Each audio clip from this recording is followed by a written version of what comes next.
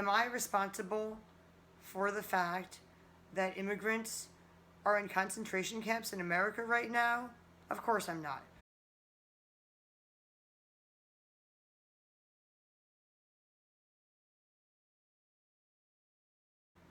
Recently, it's been on the news that immigrants are being held in what are basically concentration camps, and numerous news articles have had the same headline.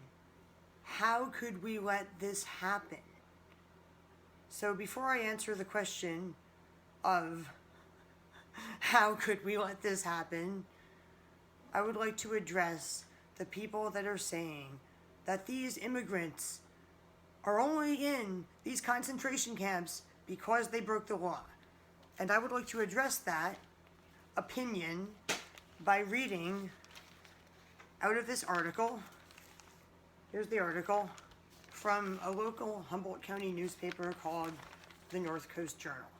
Now, I'm sorry that this was on my coffee table and people put their coffee cups on it and it got a little bit dirty, but I can still read this article to you on camera. I'm not going to read the whole article, obviously, but it's called How We Let This Happen, and it talks about how we let the immigrants be put in these concentration camps. And in this article it says, during the gold rush, the state of California passed the Act for the Government and Protection of Indians, which made it be illegal to be an Indian standing around. If you were caught standing around, they could arrest you. And when you appeared before the Justice of the Peace, he would say, you have to pay this much as your fine. If you couldn't pay it, the judge would ask someone else to pay your fine. I'm now paraphrasing this article because I'm not going to read this whole thing, but basically someone else paid your fine, and then you would be basically an apprentice until you worked off the amount of money they paid for your fine. Basically, you'd be a slave. And it was also legal to kidnap Indian children and make them into apprentices, basically slaves, and one of the ways it was legal to do that is if you killed their parents. So even though this was basically murder and slavery, it was legal. And people would say things like, look, if Indians don't want to be enslaved, they need to follow the law. If they break the law, they could be arrested, they could be forced into apprenticeship, meaning enslaved. All they had to do was break the law, and the law said they couldn't be standing around on their own land. So, to the people who are saying that all of the immigrants have to do is obey the law, first of all, it is legal to come into a country without following legal channels if you are an asylum seeker. And the immigrants in the concentration camps are asylum seekers. However, even though they are technically breaking the law when they cross the border, that does not and should not justify putting them in concentration camps where they're being tortured in various ways. And with that said, now I am going to address how we let this happen. Am I responsible for the fact that immigrants are in concentration camps in America right now? Of course I'm not. First of all, I did not vote for Donald Trump or any Republican. And other than voting for somebody other than Donald Trump, there's like nothing else that I could have done to prevent the immigrants from being put in concentration camps. Like, the only thing that I can do as an American to prevent the government from doing horrible things is vote.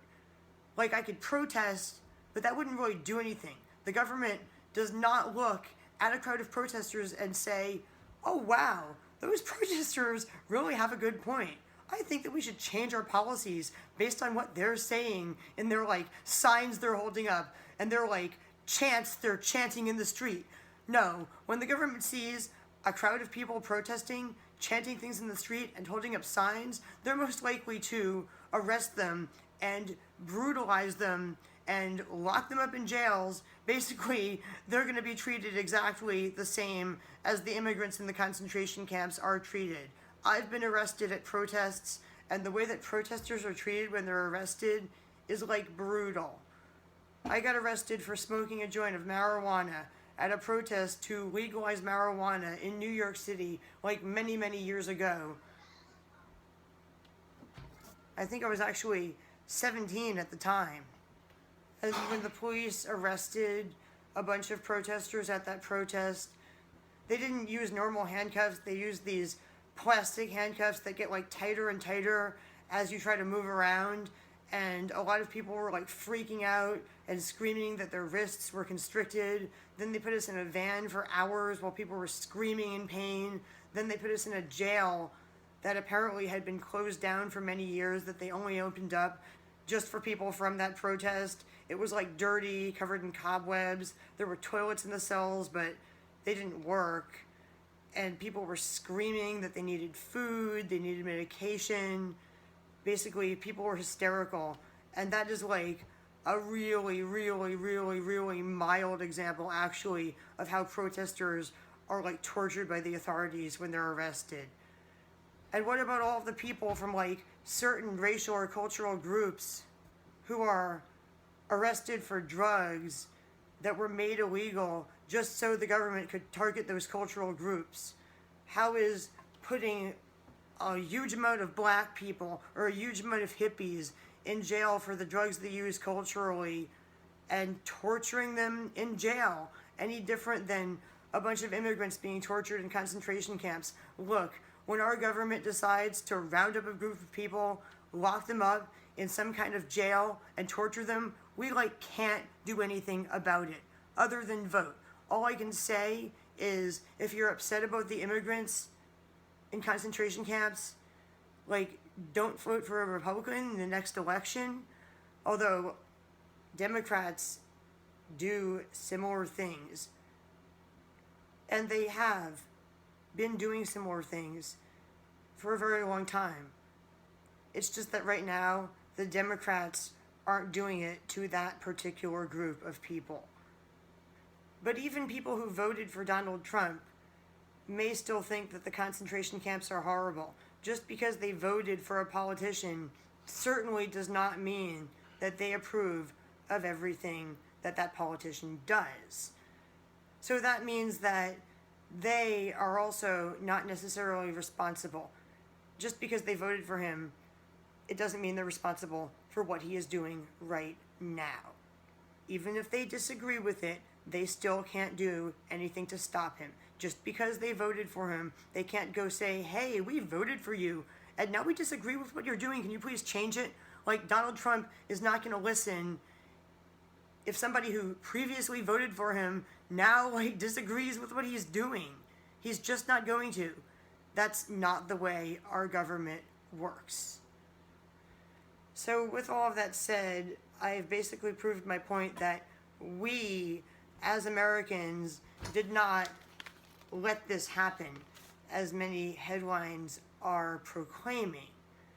And now I would like to talk about who let this happen. Other than politicians like Donald Trump who enacted those policies, the people who are responsible for this happening are the employees at the concentration camps. Look, have you ever heard the phrase, if somebody tells you to jump off a cliff, then you don't have to? Like, if somebody tells you to torture another human being, you don't have to. Those people are criminals, and they should be individually prosecuted for the crimes that they have committed against the immigrants. Like, if a prison guard has verbally, physically, or sexually abused a woman, he should be prosecuted for each act of abuse as an individual crime. If police officers were always prosecuted for acts of police brutality, if prison guards were always prosecuted for acts of brutality against prisoners, and if soldiers were always prosecuted for war crimes, like, that would stop something like a bunch of immigrants being put in concentration camps from happening. Because if they knew that if they followed that order, that they would get in trouble, like, they wouldn't follow that order. And that is like the only thing that would stop the "we're just following orders" phenomenon. That would stop like all abusive prisoners of any kind at all whatsoever, and also all war. And with that said, before I end this video, I would like to say one more thing. The internment camps or re-education camps or whatever they're calling the concentration camps that the Muslims are in China, they're also concentration camps. As if the media can say, hey, why aren't we calling all these detention centers that these immigrants are in concentration camps in America? And the media can like start a movement to call them what they are and call them concentration camps. Then that same media should not be covering up the fact that the concentration camps that the Muslims are in China are also concentration camps. And with that said, I'm going to end this video now. Please like this video, share this video, watch my other videos, and subscribe to my channel. Bye.